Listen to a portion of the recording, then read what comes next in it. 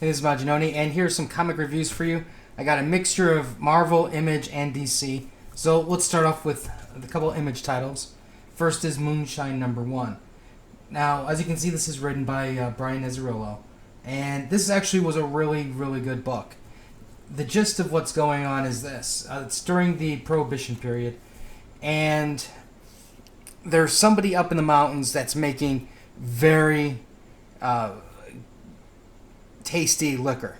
And New York, New York City, Manhattan wants a piece of that. Because they know if they can get this guy to manufacture the alcohol for them, then they can, make a killing. Because they're like, well, that guy's a country folk. We can not really not really pay him, and we'll make a killing. Well, what they don't know is there is something sinister moving around in the mountains. Basically, it starts off where you have some like FBI or police, and they're basically going up there to stop this operation, and they get basically killed very brutally.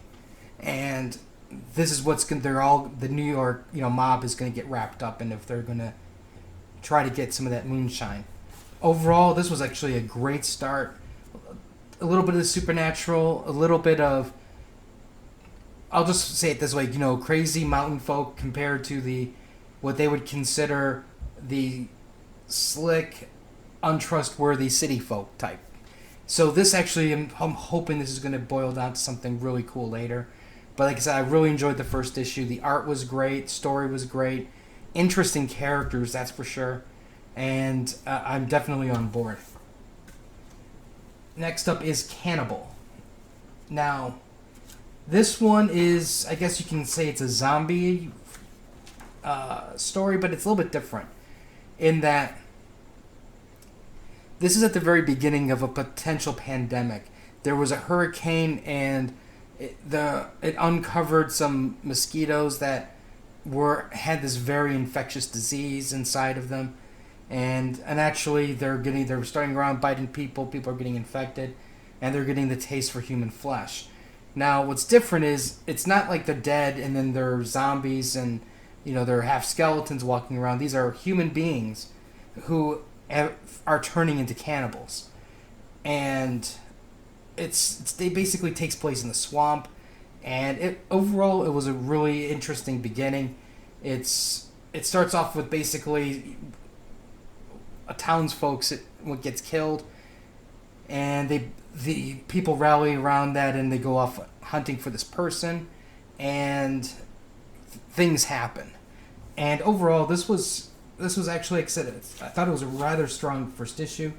The art, I thought, matched the overall vibe and theme of the story. It just kind of everything fit. Again, this also had some interesting characters, and it had a great ending, which it's making me want to definitely read the next issue. If both Moonshine and Cannibal continue on the path that they're going, I'm definitely going to pick up the trades for these. But I'm definitely glad I picked these two up, because these were really good to read. Different. I mean, granted it's zombies, but at least it's a little bit slightly different. And definitely worth a try. Alright, Batman #8. We're continuing on with the Monster Men. We learn more about the sinister plot of Hugo Strange, which also continues in Nightwing. Overall, I thought the art was really good in both issues. The story was good. I thought the way the monsters are really cool, the way they're dealing with the monsters. Granted, I don't buy the Clayface armor that Batman uses to defeat the monster, but overall, I think the storyline is pretty good overall. It's keeping me entertained. It's somewhat fresh in that you don't quite know what to always expect. There's always going to be people who go, well, I saw that coming naturally. But overall, if you look at like a typical Joker story or a Penguin story, there's usually certain things that always happen, and it's like, okay, I know how this is going to go. But at least this is a little bit different. And it's actually utilizing the entire Bat cast, like Batwoman, Spoiler, Orphan, Gotham Girl, all those people. So it's and it's giving them active roles too. So I thought overall this was like really good. It's been really good so far. Justice League. I have no idea why I'm buying this. I think I'm buying this because I want my Avengers, and I'm not getting Avengers because that book is horrible now. So I'm settling for another horrible book. Basically, Hitch is basically going. There's this attack happens that's causing everybody to be fearful. The Green Lanterns actually manage to save the day. They think everything's okay, but truth of the matter is, everything is far from okay. And throughout the night, things start happening to the heroes. And overall, I mean, I thought it was... And by things, I mean, like, they're agitated. And they're basically... They're ready to kill. Because, like, for an example, Superman's at his house with Lois. Everything's fine. Then Lois brings up Batman. Then Superman's like... he starts getting angry at that she brought up Batman, and he changes to Superman's costume, and he's like, I'm ready to kill Batman. So there's some stuff that's going on, like, based on the very, very beginning. Like, obviously they didn't get rid of it. But overall, I mean, it's an okay book, but man, it's like, a book like this technically should be a lot better. The art was good, but it just needs to be better. Okay, Apollo and Midnight. No, sorry, Midnighter and Apollo. Now, I guess you can say, for those of you who may not know this was Wildstorm's Batman and Superman. But they're gay and having a relationship with each other, which DC at the time did not like at all. But apparently DC has now embraced this because there's a couple panels in there which were... while I should have known they were coming, I was a little bit surprised that they were there. But overall, I really like these two characters. Apollo is this godlike character who lives in the light. And you have Midnighter, who basically is a much stronger version of Batman. And by stronger, I mean the way he fights. He fights to kill type thing. And it's... basically what's going on is, without spoiling too much, there's a villain from the past who's trying to get revenge, and he basically jacks up Apollo pretty well. The way it ends, I'm really looking forward to seeing the next issue. The art, I thought at the beginning part wasn't that good. I mean, compared to some of the other stuff DC's put out, the art is okay, but it's like, I guess if it was New 52, I would probably go, well, this is actually pretty decent compared to everything else. But the way Rebirth is going, I think that it dropped a couple spots, but it's okay. But like I said, I really like these two characters. I really love Midnighter, very violent character, and I'm really looking forward to seeing a little bit more of this. And why is this $3.99 when all the other books are $2.99? Maybe there's more pages or something. I don't know. All right, Champions. Hot off the heels of Civil War II. The young kids basically feel they can do things better than the heroes, and they strike out on their own. And it's pretty clear that Miles Morales gets pretty much scot-free from what him killing, quote unquote, Captain America, because he makes a reference to the fact of how he got away with all the events that happened. Not that he's like, haha, I got away with killing Captain America. It's just, I'm glad I don't have to deal with that whole Civil War nonsense anymore. Overall, the art was good. I thought the choice of villain was interesting because it's kind of like a costumed human trafficker.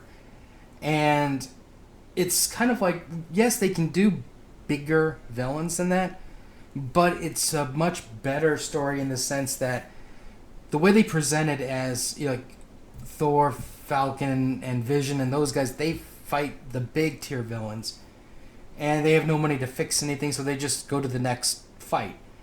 And like Nova, SpiderMan, and Miss Marvel, they're like, that's not really helping. So by taking a lower tiered villain, they're actually causing, I should say, are doing more good for like the people type thing. And I thought overall, like I said, the art was good. The story was actually really good. I really want to do more. I want more. And overall, like I said, I think Champions. It is definitely not a 10 out of 10 book, but it was, I'd say, maybe at least an 8 out of 10. I mean, it was pretty enjoyable overall.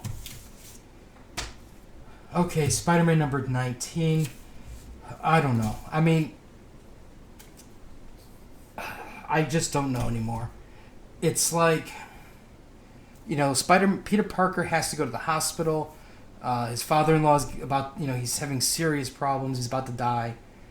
He won't give him the pill that would give him, basically, rejuvenate him, which is understandable because, Spider Sense is going off saying, hey, there's trouble. And, that's all what happened before. Now he's got the call that he's got to go to the hospital, and of course, he just can't go straight to the hospital. He's got to stop everywhere along the way to save every possible person. And, again, he gets no love from the city because he can't give them undivided attention. He just basically webs things and leaves. When he gets to the hospital, though, he's basically, like I said, his father-in-law's on the deathbed. He says, look, could you please go to my apartment? There's a clock. It's important that you bring this to Jonah before I die.